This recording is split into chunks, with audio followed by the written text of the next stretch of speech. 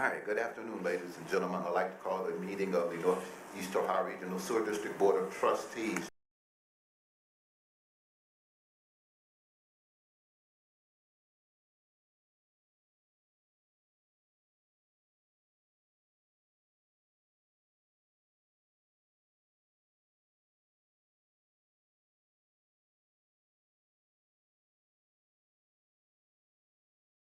Metro Parks has put together to allow interested residents, students, and other folks to experience watershed monitoring, restoration, and community outreach. Nearly 2,200 folks have gone through this program, and it's a great partnership between the Sewer District and the Metro Parks, run out of the Watershed Stewardship Center at West Creek. And finally, yesterday, Wednesday, December 14th, I joined with NACWA colleagues from Birmingham, Alabama, and Buffalo, New York, to highlight the need for permanent federal low-income water assistance.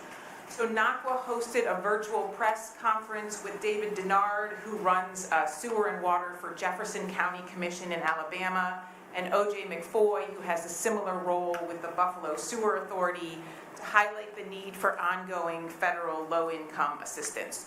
We had media folks from all over the country participate in that event, and we'll continue that advocacy, as you know, that the district has done for a long time, for a permanent federal low-income water assistance. We obviously have a temporary program through some of the COVID aid, and that needs to be permanent. So I do have a late-breaking addition to my CEO report. Our staff has been working for some time with the Discovery Channel and the folks from SSMO. There's now a big series that's coming out on sewer system maintenance, and I'll turn it over to Jean Smith because we want to show you the drop. Sewer Thank you. Yeah. Thank you, Kyle. Good afternoon, President Brown, members of the board. Last year, we were approached by a Discovery Channel production company to participate in a series about sewers and really what it takes to maintain that infrastructure. And of course, because we love to talk about our work, we agreed to participate, and we understood that we would be featured with 3 other entities located on the East Coast. This year, the Discovery Channel production company filmed with our sewer system maintenance and operations team over several weeks at several different locations to really capture that important work. As Kyle mentioned today, we learned that the show named Sewer Divers will air on January 1st. And John has a promo clip that he'll share featuring quite a bit of coverage from the sewer district, as well as 2 sewer district employees, Todd Andexler and Josh Jeffy. Before he does that, though, I do want to take a moment to thank our sewer system maintenance and operations crews for all of their work to make this happen. Without them, it certainly wouldn't have happened, including Josh Dress, who was really on point for ensuring the field visits were scheduled. I also want to take a moment to thank our legal team who made sure that all of our legal aspects were covered as well. So, John.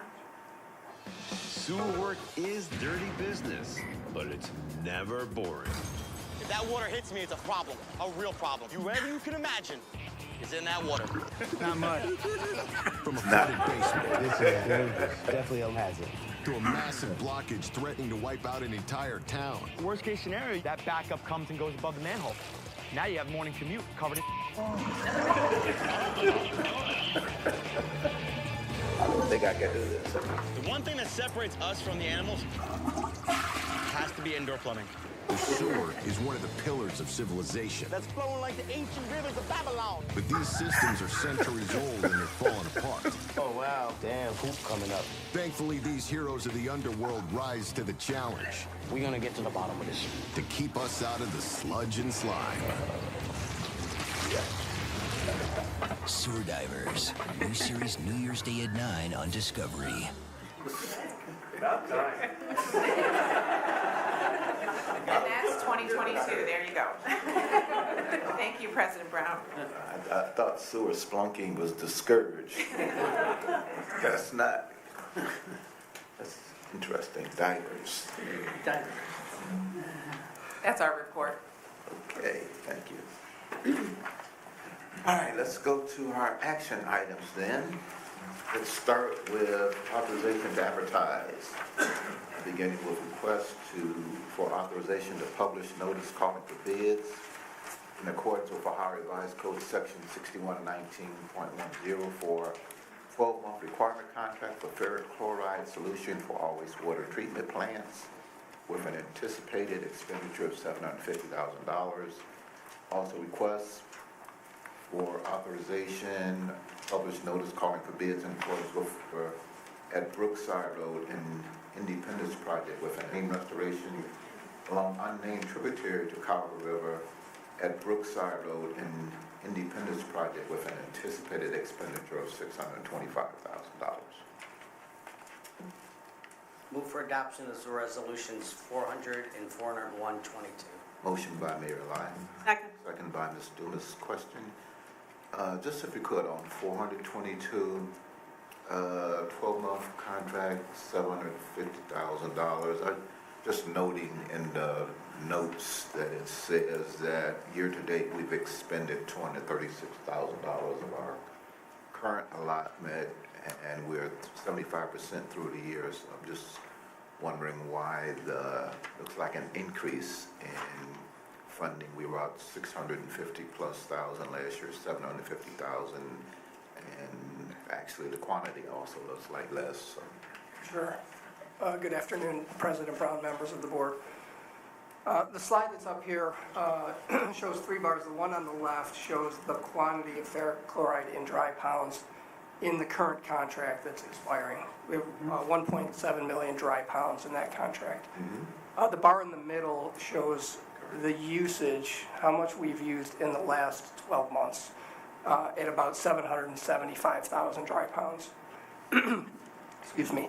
The bar on the right shows the quantity that we're requesting in the new contract. So it's way less than the amount that was in the contract that's expiring, a little bit more than what we've used in the last 12 months. The other component of this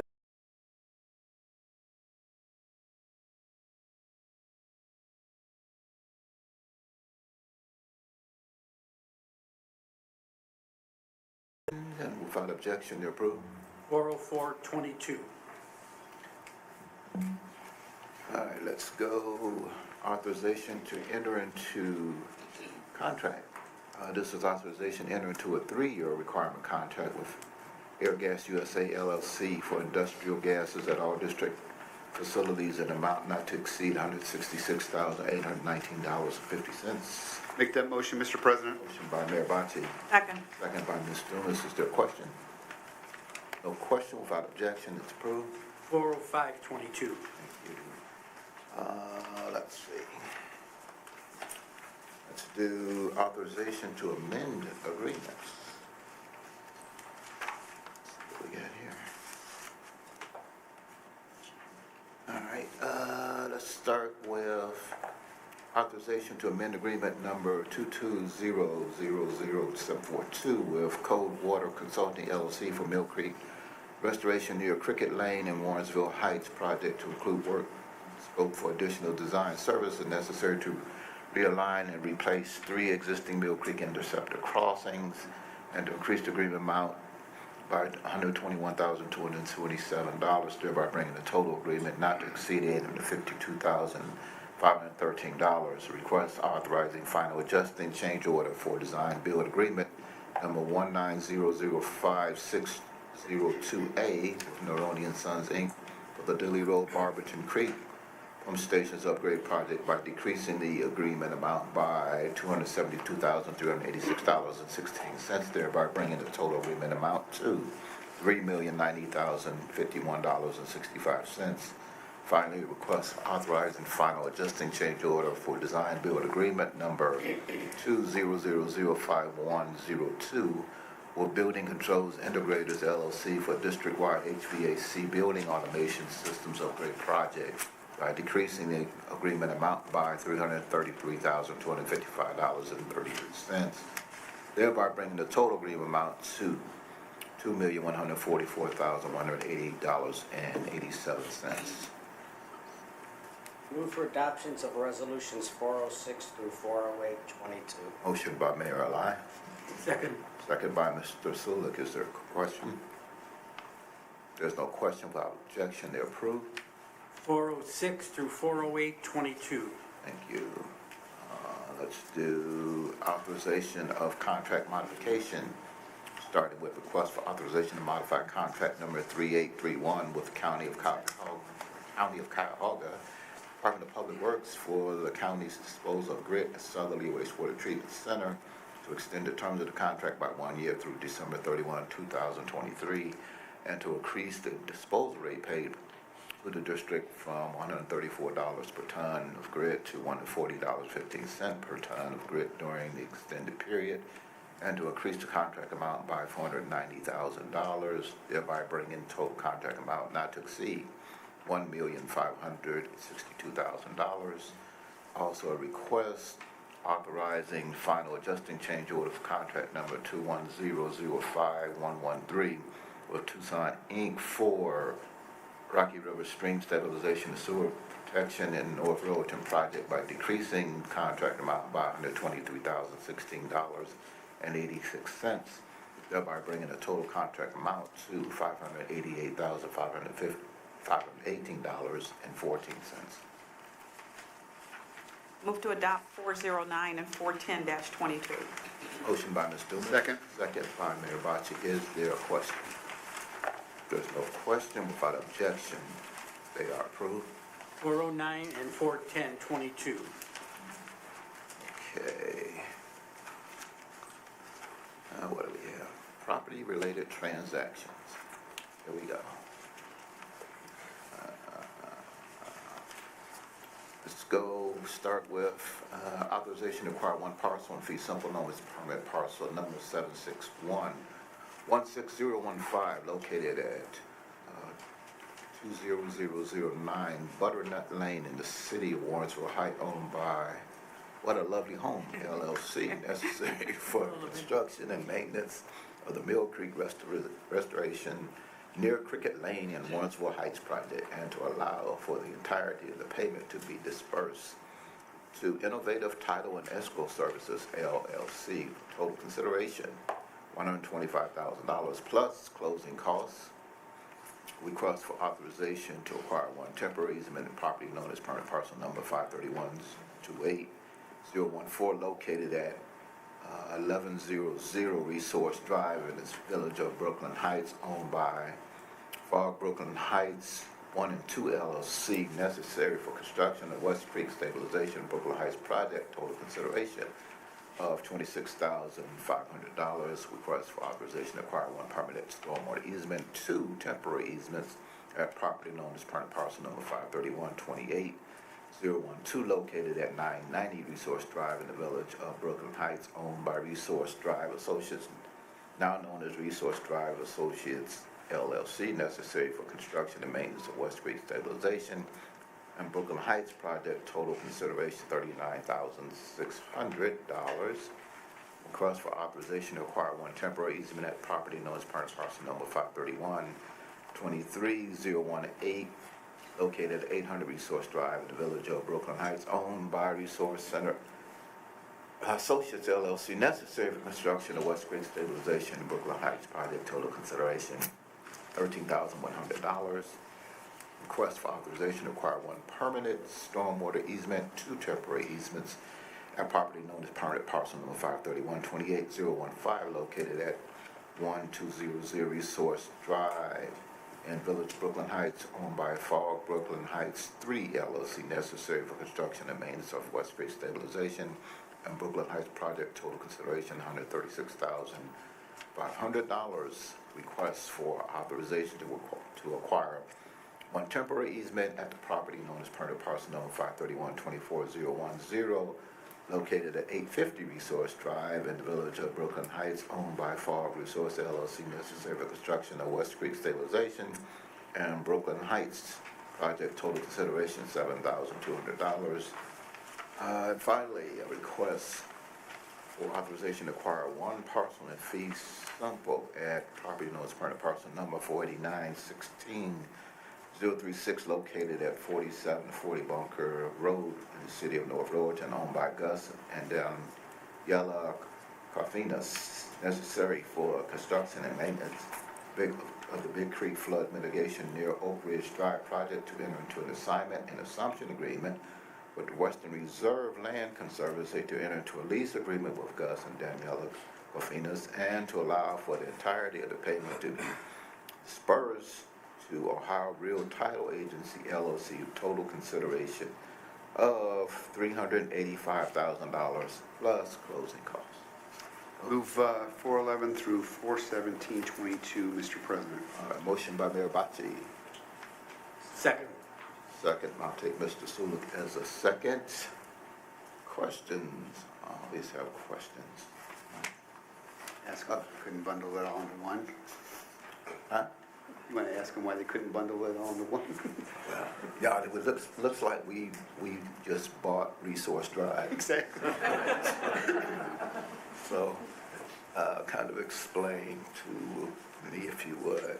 It looks like some type of consolidation of lots for purposes, I'm sure, of abating some known or existing flood area that doesn't meet some design criteria. Looks like we're spending north of 200,000 plus for all of those properties. And I guess the follow-up question is, does that consolidate or get us all the properties we need for this? Are we still acquiring? Are there houses left on the street we don't own?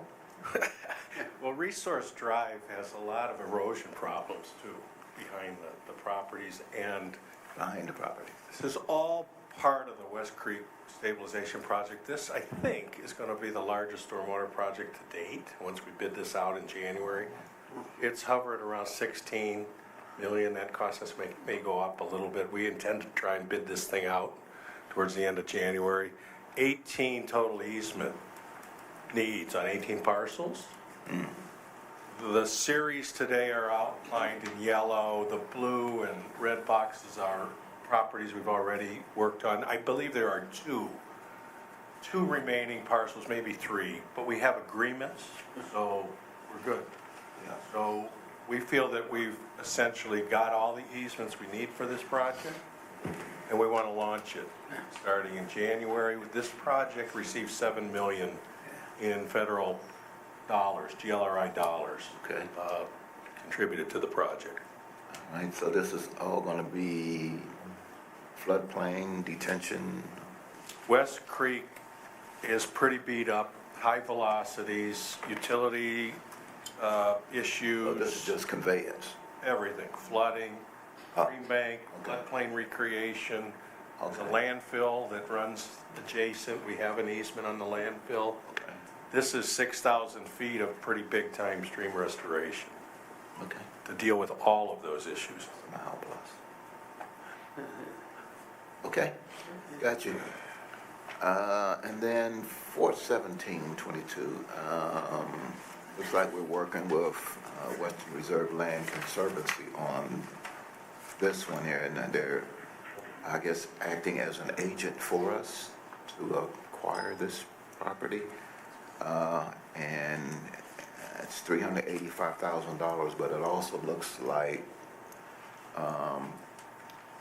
they're going to be there at least till July of 2023, so it looks like we're buying it, but we're entering into an agreement that allows them to stay there at least till July of next year. We've had these agreements in the past. This job is a little bit off yet, so we have some time. We're assembling easements, same deal as the other project, it's a little less scope. But you can see in red the properties we've acquired. The yellow box is this agenda item. It's a little tough to see, but the blue line is the stream, and you can see the 90-degree bends. You know, it's 90 degrees and bad culvert sizing, so we intend to open the stream up, realign it, reclaim floodplain, deal with erosion. We're in pretty good shape with the property assembly, and this will get into the design and construction queue at some point in the near future. All right. I guess those are all the questions I have. If there are no other questions, they will all be approved with no objection. 411 through 41722. Let's go. Hearing officer findings and recommendations. Authorization to adopt the findings and recommendations of the hearing officer with regard to the sewer account of William Martin ending in 5573, sewer district hearing number 22-017, that no further adjustments be made. Move to adopt 418-22. Motion by Ms. Dumas. Second. Second by Mayor Bachi. Is there a question? If there's no question, without objection, it's approved. 41822. Okay, thank you. Authorization to adopt. This is authorization to repeal the existing titles 3 and 4 of the district's code of regulations in their entirety, and authorization to adopt revised titles 3 and 4, including various changes, and to adopt the revised Title 5, all as presented. Make that motion, Mr. President. Motion by Mayor Bachi. Second. Second by Mr. Sulik. Question. If you could, in the packet, that was a fairly significant number of pages. I don't know that it was required reading, but if you could just hit the highlights of what are the significant changes that we're being asked to ratify here. Okay, I'm going to ask Jeff Jowett, who is managing our community discharge permit program, to walk you through this. Just want to say first, Title III was developed in the mid-'80s, a long time, without substantive changes. Okay. Title III was required as a condition of our construction grants for the early construction of Interceptor, Southwest, Heights, Hilltop. I will say the communities, through Title III and the Community Discharge Permit Program, have done a nice job at dealing with sanitary sewer overflows. So that's good. Title IV was developed in the mid-'90s after the federal government came out with their CSO control policy. And since we don't own the entire combined system, there are 9 minimum controls that policy requires. And Title IV is to help us work with communities to meet those. Jeff's going to walk through the substantive changes in each of these titles. Good afternoon, President and Board. Good afternoon. Good afternoon. So the idea behind the revision and replacement of Title III and Title IV is really to improve the usability for our member communities and also for district staff. So, as Frank mentioned, Title III and Title IV have been in existence for quite a while. Of course, we have authority under 6119.08. And with this update, we are changing the document structure, again, to make it easier for our member communities to use, also for staff to use. We went through all of the definitions to ensure that they were accurate and they were being used within the document properly. And then the main point with Title III is the creation of the Water Quality Technical Support Program. And so with this program, what we're doing is we're offering support to our member communities in addressing those water quality issues that are regulated by others, such as basement backups, SSOs, other quality issues like that. Bless you. So as I said, with the creation of the Water Quality Technical Support Program, we will be offering support for our member communities in addressing those water quality issues that are regulated by others. And this is a voluntary program that we're asking our member communities to participate in. Participation in the Water Quality Technical Support Program will give access to the community to the MCIP program. With the community discharge permit, what the community must do is control excessive I&I, maintain and update their local sewer data, implement collection systems best management practices, and create a community compliance plan outlining how compliance of the permit is achieved. So these are items that the communities are already doing under Title III, and we will ask them to continue to do that. Title IV, some of the updates are the same as Title III.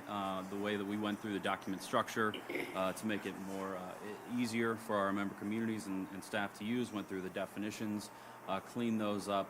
And then we added some language on connections to or disconnections from the combined sewer system. And that is to help protect the investment through Project Clean Lake in addressing combined sewer overflows. So with the updates to Title III and Title IV, we're improving the consistency of the documents, making them easier to use, creating one unified permit instead of two permits. So right now, a member community such as the City of Cleveland will have a Title IV permit and a Title III permit. Moving forward, this will be just one unified permit.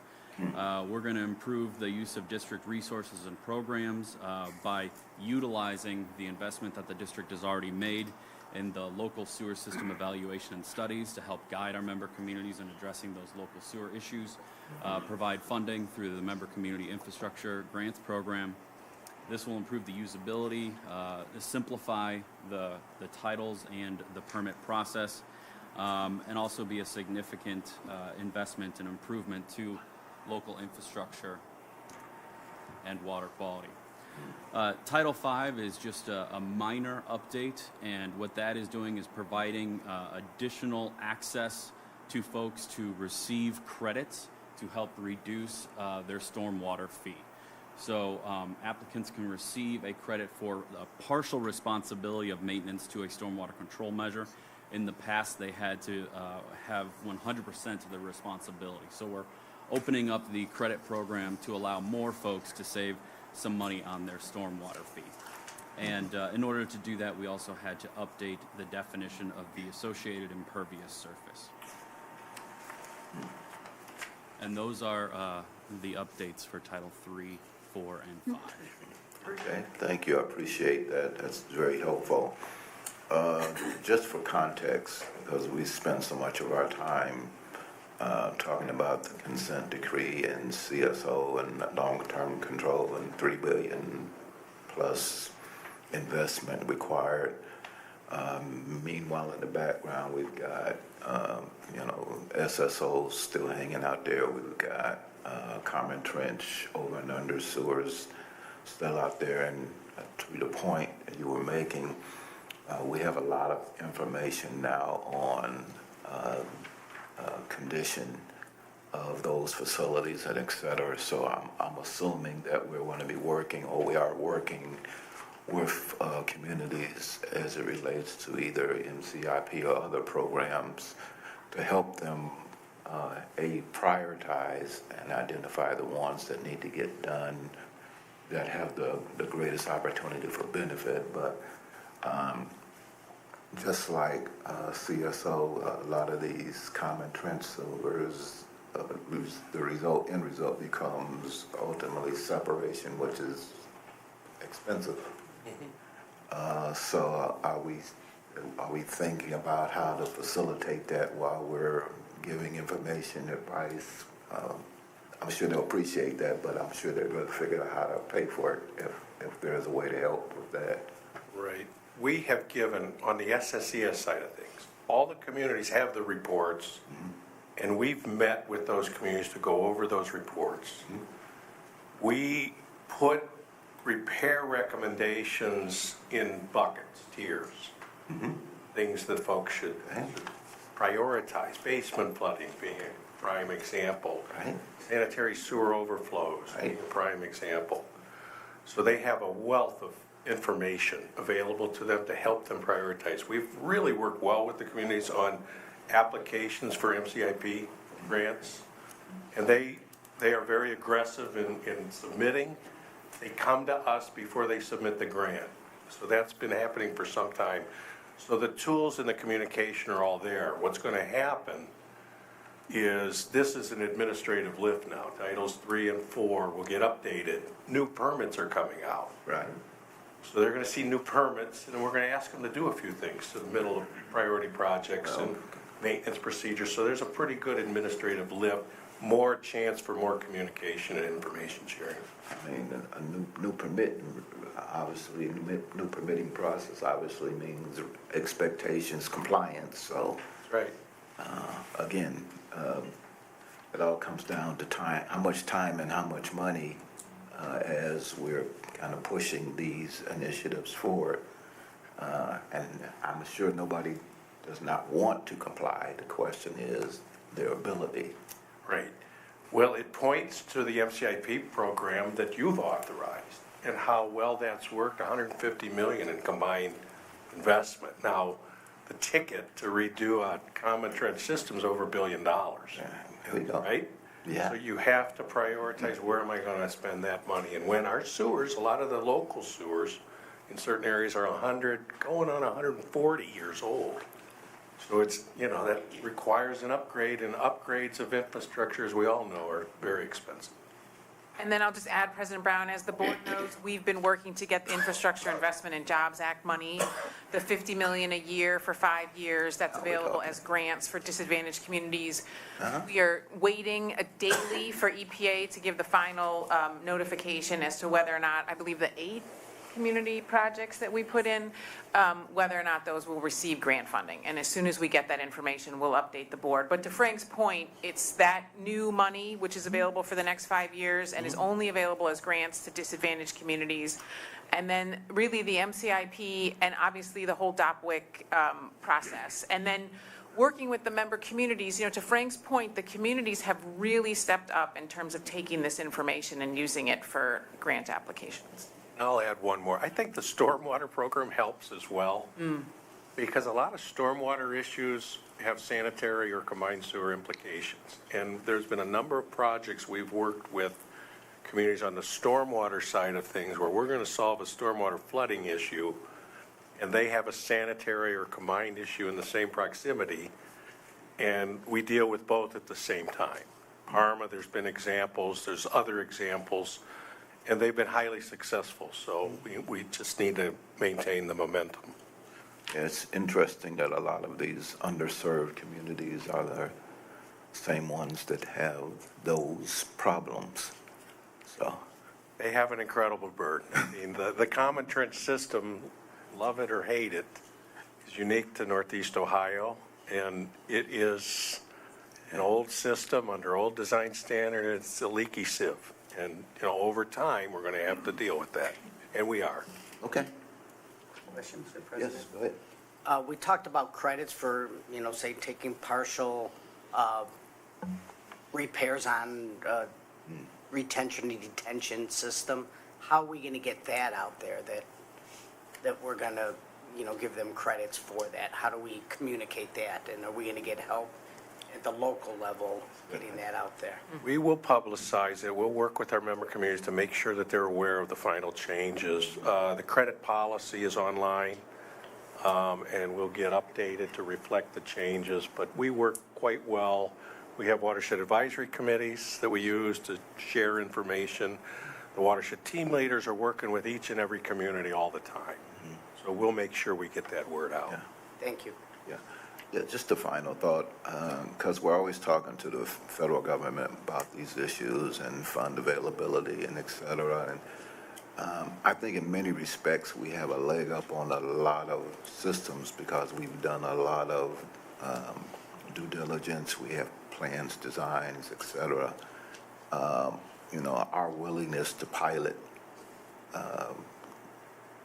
programs that are either low or no cost to particular underserved communities is, I think, really an opportunity that we could advocate very well with real data and information, and really come back with some best practices on the effectiveness of some of the things that we would do to eliminate some of these very unique type issues and concerns. So I'm just wondering, to the extent that we take the opportunity maybe to also pursue that as an opportunity.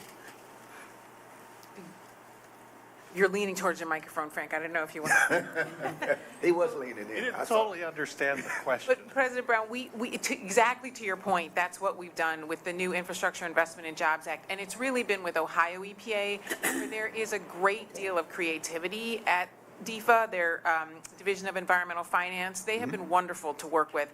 And as I pointed out, we're waiting for their final list to see just how wonderful that has turned out to be for the first year. We got their attention. Yeah, exactly. I mean, we really got their attention, and they told us that they appreciate the thoroughness of the work that we've done.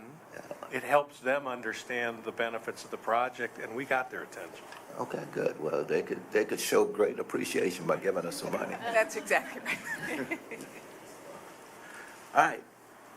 No other question. Without objection, it's approved. 41922. Thank you.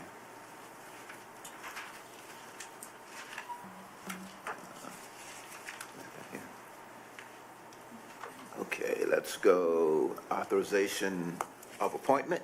This is reappointing Kenneth Coachella to a 2-year term of Board of Trustees Audit Committee commencing February 1, 2023 and concluding January 31, 2025. Move to adopt. I thought you would. Second. Motion by Mr. Sulik, chairman of that committee. Yes. Second by Mr. Question? No question. Without objection, it's approved. 42022.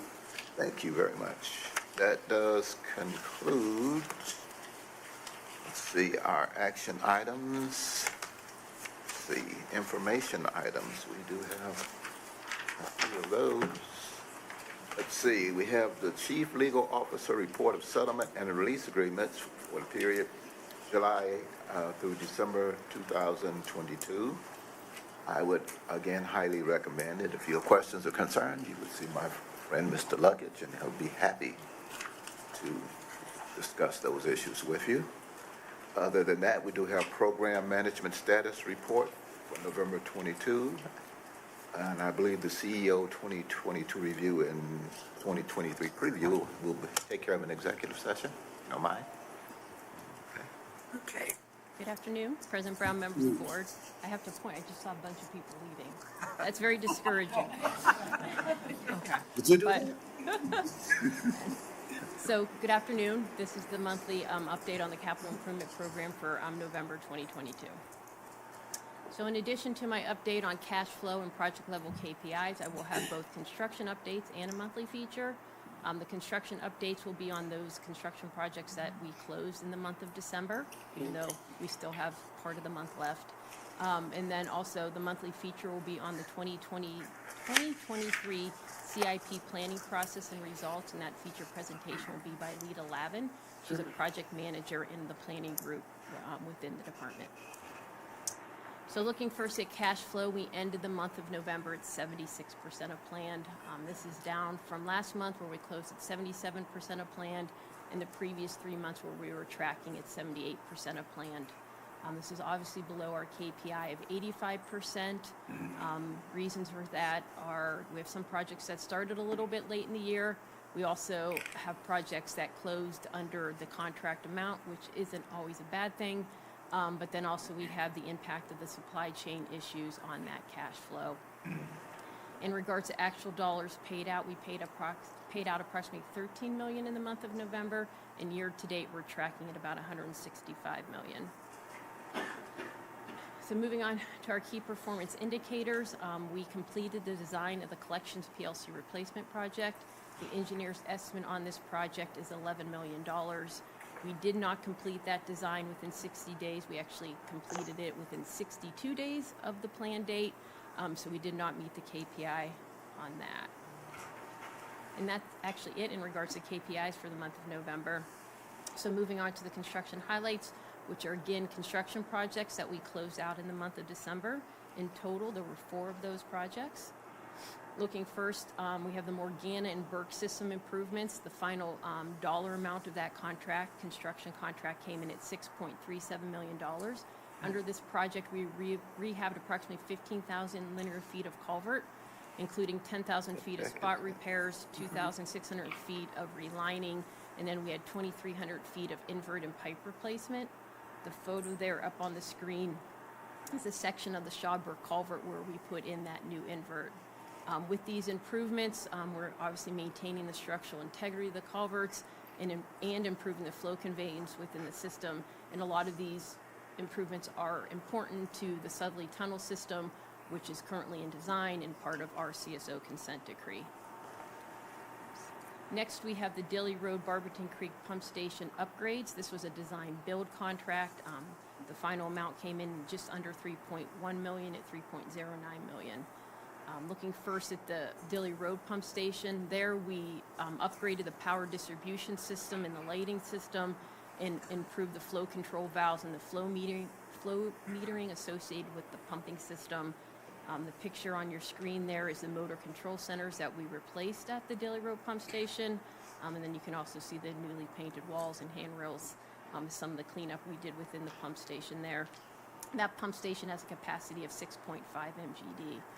At the Barberton Creek Pump Station, which is a smaller pump station, capacity of about 0.6 MGD, we actually fully replaced that pump station with a prepackaged pump station. And I have some photos to share with you of that in just a second. But in regards to the overall reasoning and benefits of these projects, we addressed safety issues and electrical issues at both pump stations that needed to be addressed.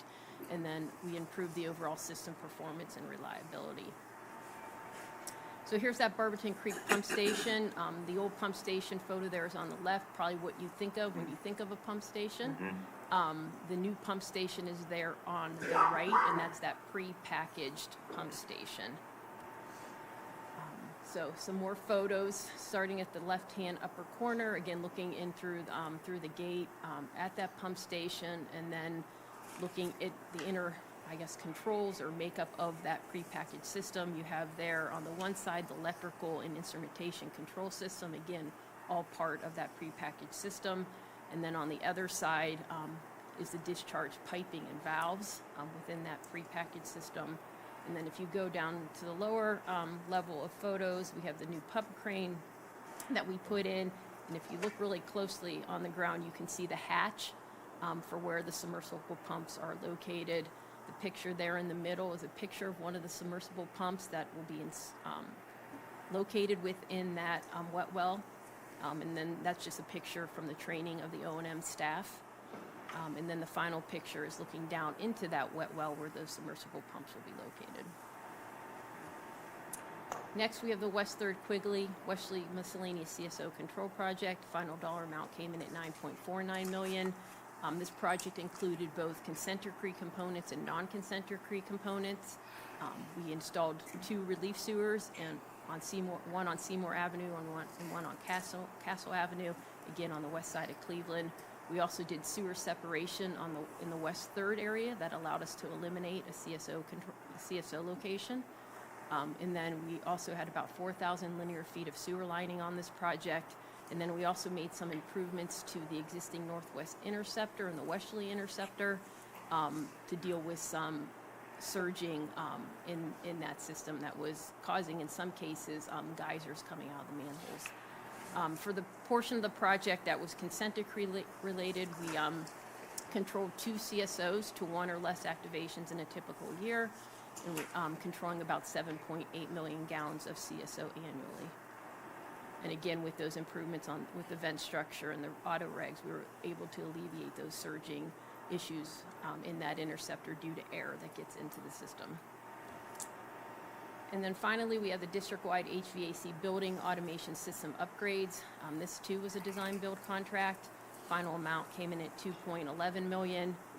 Under this contract, we did replace the old existing proprietary HVAC control systems at all 3 plants. We did replace that with an open source control system, which will allow us to do our own troubleshooting within the system or bring in vendors other than the proprietary vendor to help us do that troubleshooting or make changes that we need to make. So this will allow for ease of maintenance as well as improved system performance and reliability. And with that, I'll take any questions you may have before Lita comes up. Questions? No questions? No question. Okay. Thank you. Thank you. All right, that takes care of our information item. We got No, don't forget about me. process. Good try. Please. Good afternoon, President Brown and members of the board. So I came to you about 2 years ago, actually virtually, and gave you an update on this capital improvement planning process. So today what I'd like to do is give you another brief overview of this planning process, highlight some key findings from the 2023 CIP planning process, and then give you some recent enhancements we've made to this process as well as some planned enhancements. So this capital improvement planning process takes about 6 months to implement. And just to refresh your memory, this process was developed mainly about 10 years ago when we signed our consent decree, and we really needed a program in place to manage a large CSO long-term control plan, as well as our normal capital improvement projects. We also implemented it to prioritize those non-CSO projects. So we needed a process in place to make sure we get our consent decree projects done and make sure that we're implementing those non-CSO projects based on prioritization. We also wanted to make sure that we're touching base with our budget centers. So typically in this process, we're working with around 50 folks across the district through the treatment plants, as well as our collection system SSMO group, maintenance services, and coordinating with them and really understanding what their needs are as we develop a project for our CIP.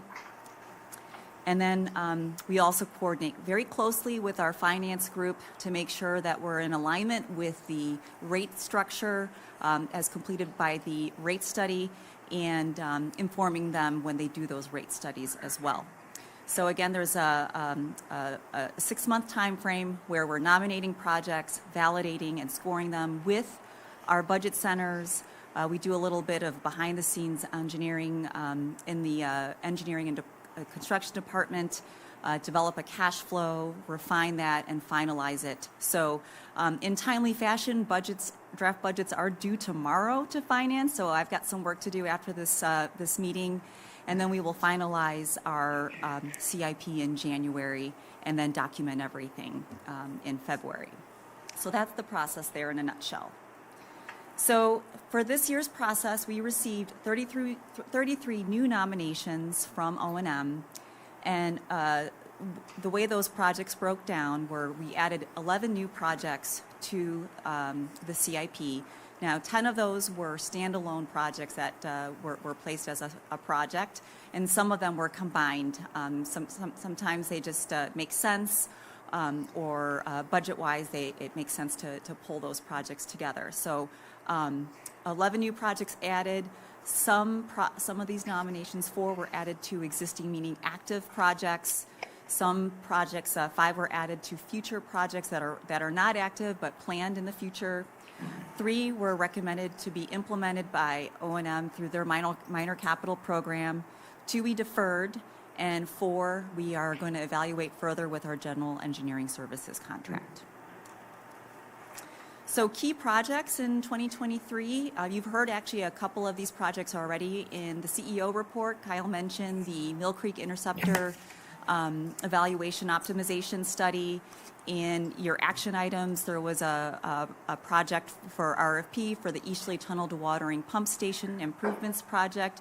And then here are some other projects as well. We've got a solids handling improvements project at our Southerly plant. And then also at Southerly, there's a secondary effluent capacity improvements project.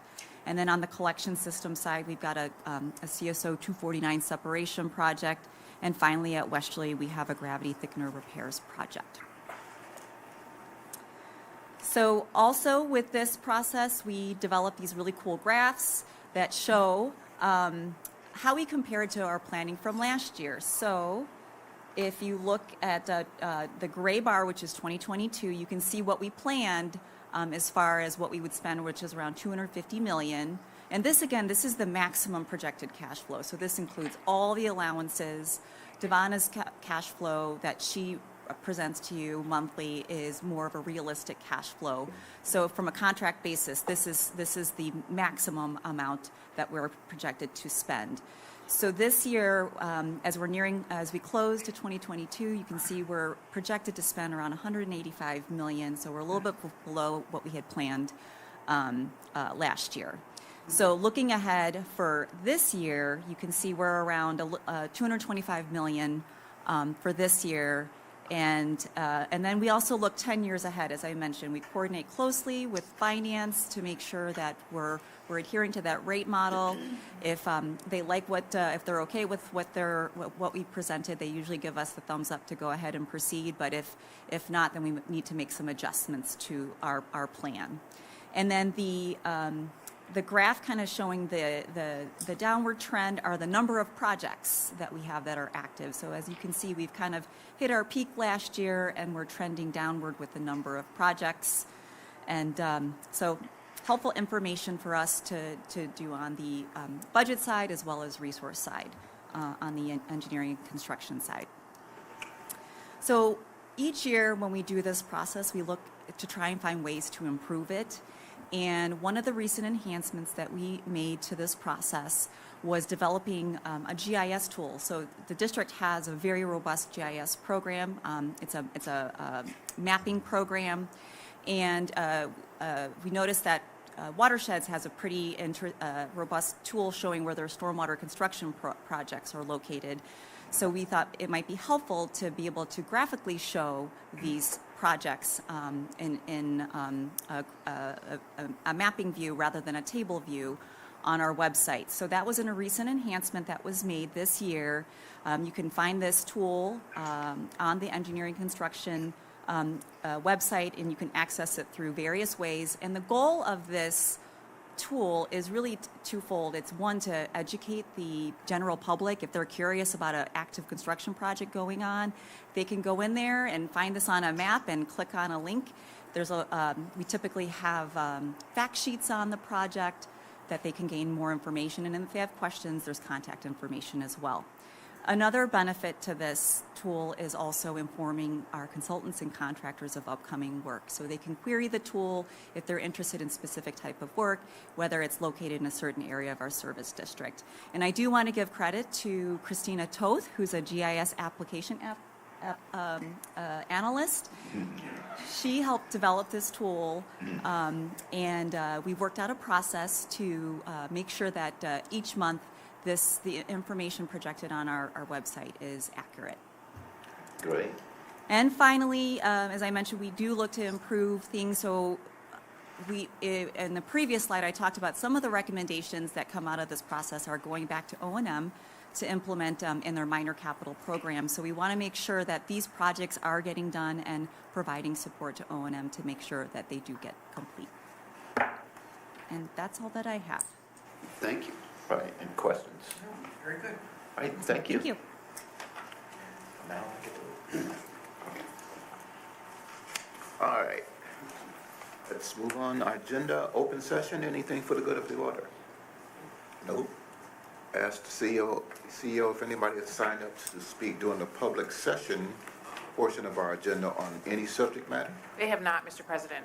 I believe we have at least one matter for executive session. Yes, sir, Mr. President.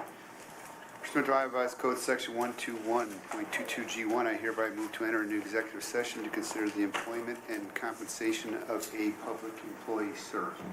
Can I ask for a roll call, please? President Brown? Yes.